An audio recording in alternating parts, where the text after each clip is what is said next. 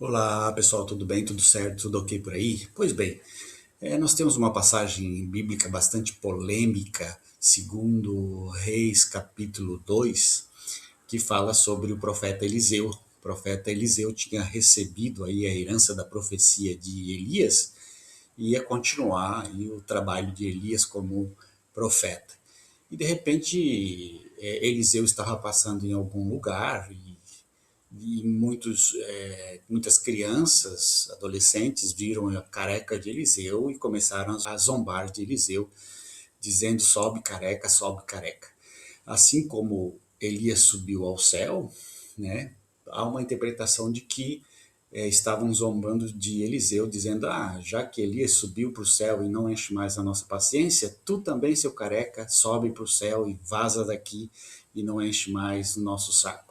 Existe a possibilidade de que eram mais de 100 pessoas nesse grupo e de que Eliseu poderia estar se sentindo ameaçado de morte, de ser apedrejado nesse local. Pois bem, o que acontece? Eliseu então invoca a presença de Deus e Deus tira do mato aí duas ursas que acaba trucidando, cortando, lapidando, devorando 42 crianças. E os outros se dispersaram. Um pouco difícil, né? Dois ursos dá conta de 42 crianças. Provavelmente essas crianças fizeram fila indiana para serem assassinadas uma a uma, porque é difícil, né? 7, 8, 10 crianças até poderia a ursa conseguir alcançar e matar, mas as outras provavelmente correram e se salvaram. Mas tudo bem, número 42 tem algumas pessoas, alguns teólogos que diz que quer dizer alguma coisa para que precisa ser estudado, porque que o texto bíblico fala em 42 e não menos e não mais. Mas se você se assustou com esta passagem bíblica, nós temos aí, né, muitas outras, tipo uma viagem, um levita teve uma concubina estuprada e morta por homens levianos. Ele pegou o cadáver, colocou o levita, que era o sacerdote, e então ele pegou o cadáver, colocou sobre um jumento, levou para casa, esquartejou em 12 partes e espalhou por todo o território de Israel.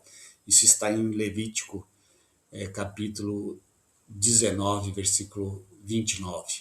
Outra, as filhas de Ló embebedaram o próprio pai para ter relações sexuais com ele, cada uma numa noite diferente, claro, para gerar filhos e não perder o direito de herança da posse da família. Isso está em Gênesis capítulo 19, versículo 31 a 38. Né? O Ló foi estuprado pelas filhas, embebedado e estuprado pelas filhas. Que baita incesto financeiro aí, porque elas não queriam perder a herança, né? Já que não tinha homem no lugar para engravidá-las, elas então tiveram que fazer isso com o pai.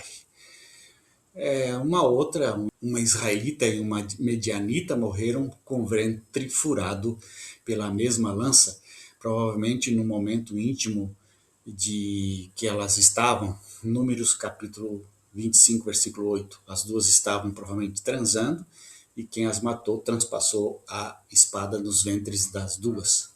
Agora imagine a hora da remoção desses corpos. Pense também na consternação geral provocada pelo sepultamento de 42 jovens mortos por duas ursas furiosas.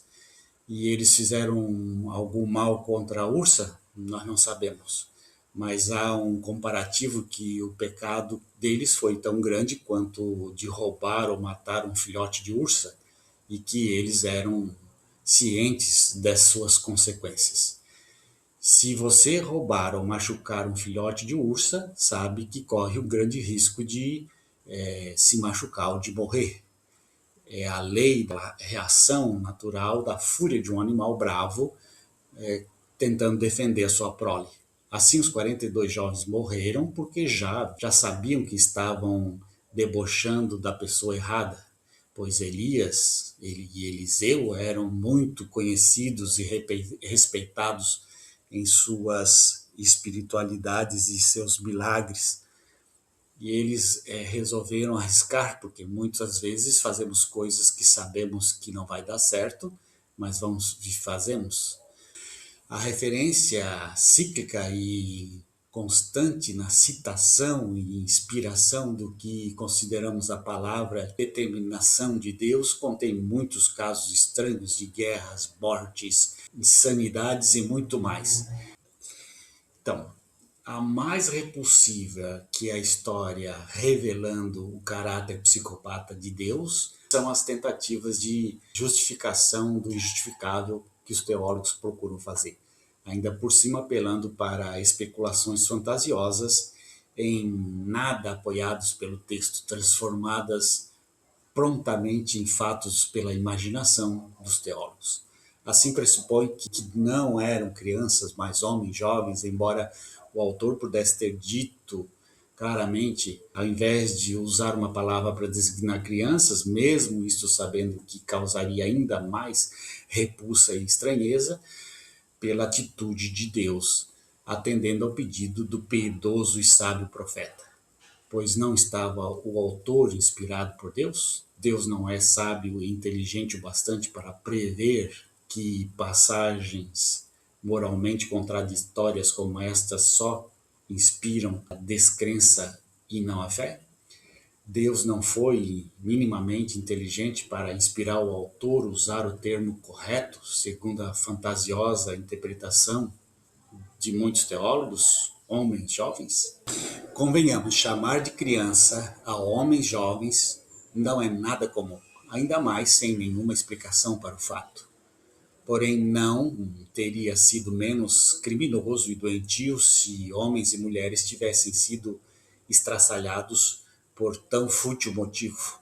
E continua forçando a barra quando novamente determina que crianças, meninos ou rapazes sabiam quem era Eliseu, em um tempo em que não havia nem jornal nem TV, e que alguém em uma aldeia não sabia o que acontecia na aldeia do lado, muito menos se conheciam as pessoas e suas fisionomias, já que não se publicavam fotos e vídeos.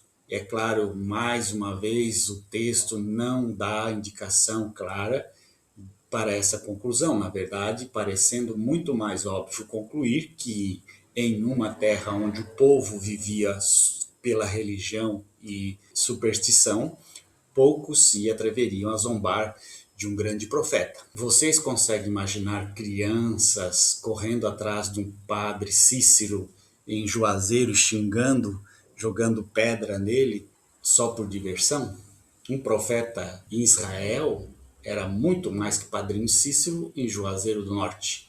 Assim, praticamente reescrevem a Bíblia de acordo com suas próprias conveniências de momento e procuram justificar do que chamam de exegese qualquer contradição. Como se nós não soubéssemos que exegese é uma ciência não exata, que cada religião judaico-cristã tem a sua própria contraditória com todas as demais. A exegese, que já foi perspectivamente definida como a arte de encontrar na Bíblia qualquer coisa que se queira.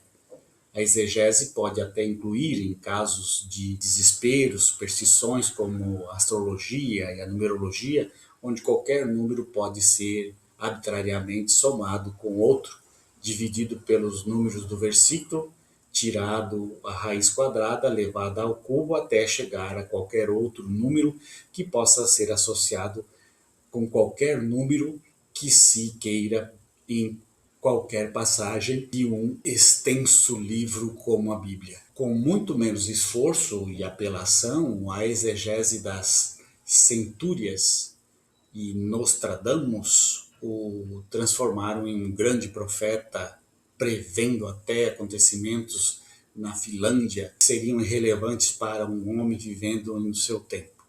Assim, 42 jovens explica a justiça. Porque se fossem 41 e 43, aí não.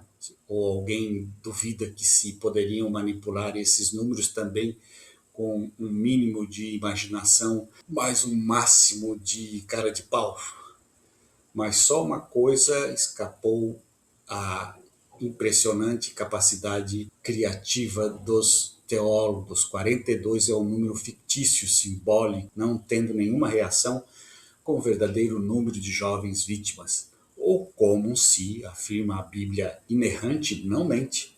Se 42 é um número fictício, inventado pelo autor da Bíblia, deixa de ser um texto confiável e somos obrigados a confiar mais nas capacidades interpretativas, os talentos astrólogos, teólogos, numerólogos e seus muitos e contraditórios intérpretes. Mas se confiamos na interpretação dos teólogos, das exegeses e também na Bíblia, as explicações lógicas são ainda mais inquietantes. Um abraço. Tchau, tchau.